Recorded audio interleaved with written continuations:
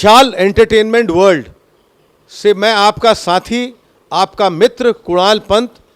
अब हम यहाँ पर आ चुके हैं पंतनगर क्षेत्र में, पंतनगर लखनऊ में। हमारे साथ हमारा एक सौभाग्य है कि एक बहुत अच्छे कवि और इस लखनऊ शहर के वरिष्ठ साहित्यकार श्री कौस्तुभ आनंद चंदोला जी हैं।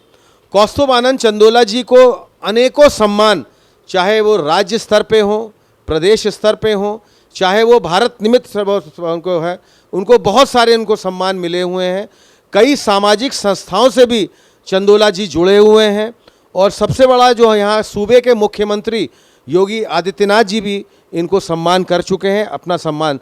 चंदोला जी, विशाल एंटरटेनमेंट वर्ल्ड में आपका स्वागत है। आपका सबसे पहले तो मैं आपसे यही जानना चाहूँगा कि आपकी एक सम्मान की बहुत बड़ी एक फहरिस्त है। आप जरा थोड़ा सा हमारे दर्शकों को बताएं कि आपको ये साहित्य क्षेत्र में, अपने कला क्षेत्र में कौन कौन से सम्मान मिले और कहाँ कहाँ पे वो सम्मान मिलेंगे। धन्यवाद करता हूँ सबसे पहले विशाल एंटरटेनमेंट वर्ल्ड का, जो कि उन्होंने बहुत अच्छा ये चैनल चलाया है और हम सभी का वो यहाँ पर विवरण लेके, इंटरव्यू लेके प्रकाशित कर रहे हैं। पहले मैं धन्यवाद देता हूँ। उसके बाद जैसा कि आपने मेरे से पूछा कि मैंने साहित्य के क्षेत्र में क्या काम किया है या मुझे किन किन संस्थाओं से आदि से पुरस्कार मिले हैं, उस संदर्भ में पुरस्कार तो जीवन में मिलते रहते हैं, लेकिन फिर भी चूँकि उनको कहा जाता है, कुछ एक उसका विवरण दिया जाता है। तो मेरा लेखन प्रारंभ हुआ उपन्यास से और मैंने सर्वप्रथम उत्तराखंड के एक लोकनायक हैं, बहुत ही प्रसिद्ध, जिनको उनके कृत्यों के कारण भगवान के रूप में पूजा जाता है, गोलू देवता। आप कभी अल्मोड़ा जाएं या भवाली में घोड़ा खाल जाएं तो उनके प्रसिद्ध मंदिर वहाँ पर हैं। वहाँ पर घंटियाँ आपको बहुत सारी संख्या में टंगी हुई मिलेंगी और वहाँ पर सबसे बड़ी बात जो अन्य मंदिरों में नहीं मिलेगी वो ये है कि लोग अपने प्रत्यावेदन, अपने कष्ट, अपनी पीड़ाओं को पेपर पर लिखकर वहाँ टांगते हैं और ये कहा जाता है कि ये गोलू देवता उनके उन कष्टों का या उनकी समस्याओं का निदान करता है। तो और यहाँ तक कि वो स्टैम्प पेपर भी में भी लोग अपनी समस्याओं को लिख के देते हैं। कहा यह जाता है कि गोलू देवता न्याय के देवता के रूप में प्रसिद्ध हैं। वो जो भी वहाँ पर अपना प्रत्यावेदन देता है उस पर न्याय करते हैं। स्टैम्प पेपर में लिखने के पीछे भी एक कारण है कि गोलू देवता की ये धारणा रही है कि कोई भी किसी दूसरे व्यक्ति पर गलत लांछन न लगाए या गलत आरोप प्रत्यारोप न लगाए। अगर वो गलत करता है तो उसके ऊपर भी दंडात्मक कार्रवाई गोलू देवता करते हैं। इसलिए वो स्टैम्प पेपर में शपथ पूर्वक लिखता है कि मैं सत्य बोल रहा हूँ।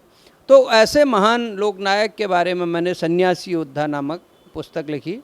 मूल रूप से वो सन्यासी थे और गुरु गोरखनाथ के शिष्यों में से एक थे और उन्होंने जब देखा कि प्रजा में वहाँ के जो अत्याचारी शासक अत्याचार कर रहे हैं, उन पर स्वच्छंद वातावरण में अपना काम कर रहे हैं, कोई नियम कानून नहीं बना रहे हैं, तो उन्होंने हथियार उठाया और ऐसे कुकृत्य करने वाले राजाओं और सामंतवादियों को उनका समन किया, कुछ को मारा, जैसे भी स्थिति रही, तो उनको न्याय के देता है। तो ये मेरे दिमाग में ये चरित्र जो है बहुत अंदर तक बसा हुआ था। क्यों आखिर एक लोक नायक को देवता के रूप में पूजा जाने लगा, बड़ी बात थी। कुणाल जी, तो ऐसे चरित्र को मैं हिंदी साहित्य के रूप में सामने लाकर उनके चरित्र को राष्ट्रीय स्तर पर प्रख्यात करना चाहता था और मैं इसमें सफल रहा। सन्यासी योद्धा के रूप में मेरा प्रथम उपन्यास था, 440 पेज के आसपास से उपन्यास है और जिसको उत्तर प्रदेश हिंदी संस्थान ने अमृतलाल नागर साहित्य सम्मान से मुझे पुरस्कृत किया। उसके बाद बहुत सारे संस्थाओं ने, जैसे हमारे राज्य कर्मचारी साहित्य संस्थान है, पर्वतीय महापरिषद है, अटल फाउंडेशन साहित्य है, कौसानी में हमें जो सुमित्रानंद पंत वीथिका है उन्होंने सम्मानित किया। बहुत लंबी फहरिस्त है। खैर, सम्मान तो मिलते रहते हैं, उसका महत्व है क्या आप लेखन कर रहे हैं। तो उसके बाद मेरे अन्य उपन्यास आए जिसका मैं अभी विवरण बताऊंगा, जैसे चंद्रवंशी और गर्म राख मेरी एक कहानियों का संग्रह है। और चंद्रवंशी एक अल्मोड़ा के इतिहास पर आधारित उपन्यास है, क्योंकि उत्तराखंड के इतिहास तो थोड़ा बहुत उपलब्ध है, लेकिन उनको साहित्य के रूप में, उनको उपन्यास के रूप में अगर लिखा जाए तो वो बड़े रोचक हो जाते हैं और लोग उनको पढ़ते हैं। उससे जहाँ एक और साहित्य का कृतियाँ तैयार हो जाती हैं और साथ ही लोगों को इतिहास के बारे में जानकारी भी हो जाती है। तो इस तरह चंदोला जी, आपने इतनी हमको वृहद जानकारी दी, और जहाँ तक सम्मान का आपका है, मेरे ख्याल से सबसे बड़ा सम्मान तो हमारे उत्तर प्रदेश के मुख्यमंत्री योगी आदित्यनाथ जी ने आपको जो ये सम्मान दिया, इन्होंने आपको कहाँ सम्मानित किया और कैसे इन्होंने सम्मानित किया, और आपको कैसा अनुभव हुआ जब यहाँ के सूबे के मुख्यमंत्री जी ने आपको सम्मानित किया? जी पंजी, आप जैसा मैंने बताया आपको कि सन्यासी योद्धा एक ऐसे नायक की कहानी थी जो गुरु गोरखनाथ का शिष्य था, और सौभाग्य से हमारे जो बहुत ही सम्मानित मुख्यमंत्री हैं योगी आदित्यनाथ जी, वो भी उसी गुरु परंपरा से आते हैं। तो जब उनको ये ज्ञात हुआ कि ये सन्यासी योद्धा गुरु गोरखनाथ के एक शिष्य के बारे में लिखी गई है, तो उनको बड़ा खुशी हुई। और सौभाग्य से इसी बीच हमारे जो लखनऊ में उत्तराखंड वासियों की जो शीर्ष संस्था है, पर्वतीय महापरिषद लखनऊ के द्वारा उत्तरायणी कौतिक कराया जा रहा था, उसमें माननीय योगी आदित्यनाथ जी आए थे। ये उत्तरायणी कौतिक से आपका क्या तात्पर्य है, क्या अर्थ है? जी हाँ, ये उत्तरायणी कौतिक एक्चुअली मकर संक्रांति का पर्व है, जिसको उत्तराखंड में उत्तरायणी के नाम से जाना जाता है। और कौतिक का अर्थ है मेला। वहाँ पर चूँकि उत्तराखंड में इस दिवस को, मकर संक्रांति को, एक बृहद मेला विभिन्न जगहों पर लगता है, तो इसको उत्तरायणी कौतिक के नाम से प्रसिद्ध हो गया। आप जानते हैं कि मकर संक्रांति तो पूरे देश में ही मनाई जाती है, अलग अलग नामों से मनाई जाती है।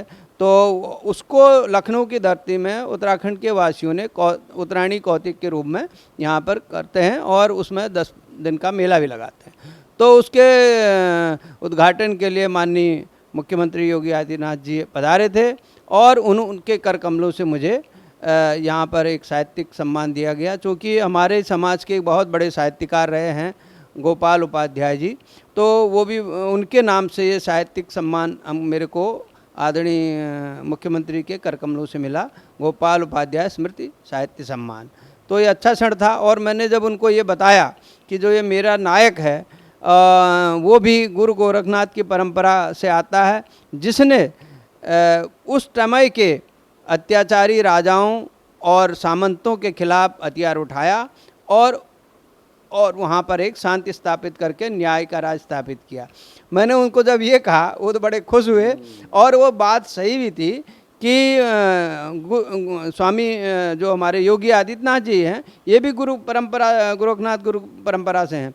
इन्होंने भी मूलतः सन्यासी होकर भी आज के युग में, चूँकि हथियार उठाने का तो समय नहीं है, लेकिन प्रजातांत्रिक रूप से वो राजनीति में आए और उन्होंने राज्य यहाँ पर स्थापित किया। और जिस तरह से आज आप देख रहे हैं कि यहाँ पर बिल्कुल गुंडा राज खत्म हो गया, अपराधियों को उन्होंने बंद किया, तो उसी तरह से हमारे नायक की भांति वो भी हमारे यहाँ उत्तर प्रदेश की शांति व्यवस्था और न्याय व्यवस्था में लगे हुए हैं। तो जब ये चीज़ मैंने कहा कि ये गुरु परंपरा के आपके शिष्य हैं और आप भी उसी परंपरा से आ रहे हैं, आप भी वही निर्वहन कर रहे हैं, तो उनको बड़ी खुशी हुई। तो ये प्रकरण था। सबसे बड़ी चीज़ है, जैसे कि हमने देखा और आपने भी बताया, इतने उपन्यास, इतनी अभी तक आपकी पुस्तक, क्या कोई अभी नया उपन्यास भी आप कुछ अभी भी लिख रहे हैं या कुछ अपने उसमें तैयारी में है? जी, जैसा कि मैंने बताया, इसी महीने मेरा पिछले वर्ष छप गया था गर्म राख कहानी संग्रह था, और वो अब अभी प्रिंट होके आ भी गया है, उसका भी शीघ्र विमोचन हो रहा है। उसके साथ ही मेरी एक नई बिल्कुल समसामयिक, और वो उत्तराखंड के पृष्ठभूमि पर मैं अधिक लिखता हूँ, क्योंकि हमारा जीवन वहीं व्यतीत हुआ है, हमारा बचपन वहीं बीता है, किशोरावस्था वहीं बीती है। तो निश्चित ही जब मनुष्य अपने प्रारंभिक जीवन में जहाँ रहता है, उसकी अमिट छाप उसके मन मस्तिष्क में होती है। चंदोला जी, बहुत आपने वृहद जानकारी इसके अपने जितना उपन्यास लेखन के बारे में, और अभी आप जो नया अपना उपन्यास लिख रहे हैं इसके बारे में भी दी। आज की इस नई पीढ़ी, युवा पीढ़ी, को उपन्यास किए लोग कैसे हैं, साहित्य के क्षेत्र में कैसे जाएं, आपका इसमें क्या कहना है और आप यहाँ युवा हमको क्या संदेश देना चाहते हैं, थोड़ा सा ये हम आपसे जानना चाहेंगे। बहुत अच्छा प्रश्न किया पंजी। आज के युग में जब तकनीकी युग है, मोबाइल और लैपटॉप और कंप्यूटर का युग है, तो नई पीढ़ी साहित्य, लिखित साहित्य के प्रति काफ़ी उतनी अधिक जागरूक नहीं है या उसके पर उत्साहित नहीं है। लेकिन उसमें सिर्फ हमारी नई पीढ़ी का ही कमी नहीं है, हम लेखकों की भी कमी है, क्योंकि हम उनको इतना अच्छा साहित्य उपलब्ध नहीं करा पा रहे हैं। इसलिए हमारे जो साहित्य हो रोचक हो और उसमें ज्ञान भी हो और उसमें तार्किक हो। मैंने जैसे बताया अभी, एक मैं प्रेत माँ नामक पुस्तक लिख रहा हूँ। ये प्रेत पर आधारित है, लेकिन उसके पीछे जो हमारा उद्देश्य है वो है सामाजिक उद्देश्य। किस तरह से किसी को प्रताड़ित करा गया और उसने आत्महत्या की और फिर उसको प्रेत के रूप में आना पड़ा। तो उसको विषय को आप अगर बहुत ही रोचक बनाएं तो हमारी नई पीढ़ी के लिए ये साहित्य बहुत ही उपयोगी होता है और वो निश्चय ही इस पर ध्यान से पढ़ेंगे भी। तो हमारे सभी दर्शकों ने जैसे आज देखा, इतने वरिष्ठ यहाँ के साहित्यकार लखनऊ शहर के श्री कौस्तुभ आनंद चंदोला जी हमारे साथ थे, वो हमसे रूबरू हुए। उन्होंने बड़े विस्तार रूप से अपने साहित्यिक जीवन की पूरी जो उनकी अभी तक के सफ़र रहा हुआ है, वो जो उन्होंने अभी तक जो पुस्तकें लिखी हैं, उपन्यास लिखे हैं और जो आगे का भी उपन्यास है, कुछ और भी कहना चाहेंगे? थोड़ा सा चंदोला जी आप क्या बोलना चाह रहे हैं? हाँ, मैं ये कहना चाह रहा था कि मैंने, हालांकि मैं उपन्यास और कहानियों में ही ज़्यादा लिखता हूँ, लेकिन मैंने चूँकि समय जब काफ़ी थोड़ा सा आदमी चेंज चाहता है, तो मैंने एक कविता संग्रह भी लिखा है, जो काव्य संग्रह, जो अभी प्रकाशनाधीन है, जिसमें करीब 100 कविताएँ हैं, तो वो भी मेरे आ रहा है। और मैं एक बात बताना चाहूँगा कि ये मेरा सौभाग्य है कि मेरे लेखन से उत्तराखंड के साहित्यकार जगत भी काफ़ी उससे मतलब प्रभावित हुआ और मुझे उत्तराखंड सरकार ने हिंदी साहित्य संस्थान, जो वहाँ का देहरादून का है, उत्तराखंड का है, उसका नाम है हिंदी भाषा उत्तराखंड भाषा संस्थान, तो उसमें एक समिति का उसका सदस्य के रूप में नामित किया है। वो भी मेरे लिए सौभाग्य की बात है। अब वहाँ के साहित्यकारों के लिए हम क्या कर सकेंगे और उसके लिए वहाँ पर हम आवाज़ उठाएंगे, ये मुझे एक अतिरिक्त अपॉर्चुनिटी जिसको बोलते हैं मिला है। मिसाल एंटरटेनमेंट वर्ल्ड से बात करने के लिए चंदोला जी आपका बहुत बहुत धन्यवाद। हम आभारी हैं कि जैसे आप जैसे प्रतिष्ठित व्यक्ति के साथ हम आज मिले, रूबरू हुए, बातचीत की। बहुत बहुत धन्यवाद।